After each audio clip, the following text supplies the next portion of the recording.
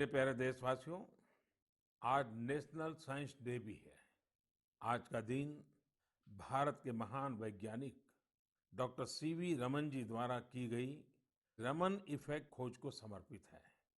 केरल से योगेश्वरन जी ने नमो ऐप पर लिखा है कि रमन इफेक्ट की खोज ने पूरी विज्ञान की दिशा को बदल दिया था। इससे जुड़ा हुआ एक बहुत अच्छा संदेश मुझे नासिक के स्नेहिल जी ने भी भेजा है। स्नेहिल जी ने लिखा है कि हमारे देश के अनगिनत वैज्ञानिक हैं जिनके योगदान के बिना साइंस इतनी प्रगति नहीं कर सकती थी। हम जैसे दुनिया के दूसरे वैज्ञानिकों के बारे में जानते हैं, वैसे ही हमें भारत के वैज्ञानिकों के बारे में भी जानना चाहिए। मैं भी मन की बात के इन श्रोताओं की बात से सहमत हूँ। मैं जरूर चाहूंगा कि हमारे युवा भारत के वैज्ञानिक इतिहास को, हमारे वैज्ञानिकों को जाने, समझे और खूब पढ़ें। साथियों, जब हम साइंस की बात करते हैं, तो कई बार इसे लोग फिजिक्स, केमिस्ट्री या फिर लैब्स तक ही सीमित कर देते हैं। लेकिन साइंस का विस्तार तो इससे कहीं ज्यादा है।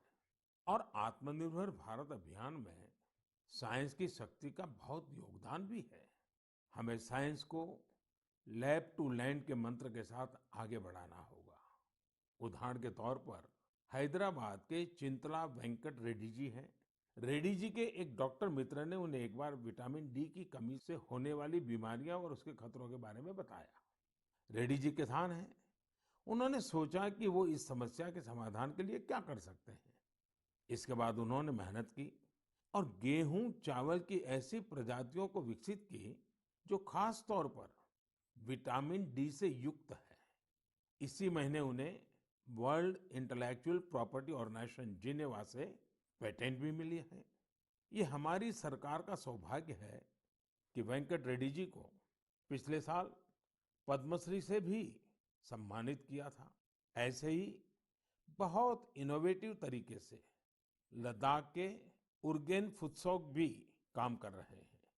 उरगेन जी इतनी ऊंचाई पर ऑर्गेनिक तरीके से खेती करके करीब 20 फसलें उगा रहे हैं, वो भी साइक्लिक तरीके से। यानी वो एक फसल के वेस्ट को दूसरी फसल में खाद के तौर पर इस्तेमाल कर लेते हैं। है ना कमाल की बात। इसी तरह गुजरात के पाटन जिले में कामराज भाई चौधरी ने घर में ही सहजन के अच्छे बीज विकसित किए हैं। सहजन को कुछ लोग सरगवा बोलते हैं। इसे मोरिंगा या ड्रमस्टिक भी कहा जाता है।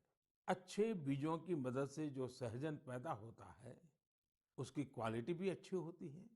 अपनी उपज को वो अब तमिलनाडु और पश्चिम बंगाल भेजकर अपनी आय भी बढ़ा रहे हैं। साथियों, आजकल चिया सीड्स का नाम आप लोग बहुत सुनते होंगे। हेल्थ अवेयरनेस से जुड़े लोग इसे काफी महत्व देते हैं और दुनिया में इसकी बड़ी मांग भी है। भारत में इसे ज्यादातर बाहर से मंगाते हैं, लेकिन अब चिया सीड्स में आत्मनिर्भरता का बीड़ा भी लोग उठा रहे हैं। ऐसे ही यूपी के बाराबंकी में हरिश्चंद्र जी ने चिया सीड्स की खेती शुरू की है। चिया सीड्स की खेती उनकी आय भी बढ़ाएगी और आत्मनिर्भर भारत अभियान में मदद भी करेगी। साथियों, एग्रीकल्चर वेस्ट से वेल्थ क्रिएट करने के भी कई प्रयोग देश भर में सफलतापूर्वक चल रहे हैं।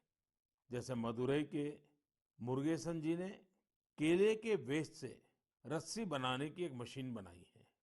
मुरुगेसन जी के इस इनोवेशन से पर्यावरण और गंदगी का भी समाधान होगा और किसानों के लिए अतिरिक्त आय का रास्ता भी बनेगा। साथियों, मन की बात के श्रोताओं को इतने सारे लोगों के बारे में बताने का मेरा मकसद यही है कि हम सभी इनसे प्रेरणा लें। जब देश का हर नागरिक अपने जीवन में विज्ञान का विस्तार करेगा, हर क्षेत्र में करेगा, तो प्रगति के रास्ते भी खुलेंगे और देश आत्मनिर्भर भी बनेगा। और मुझे विश्वास है ये देश का हर नागरिक कर सकता है।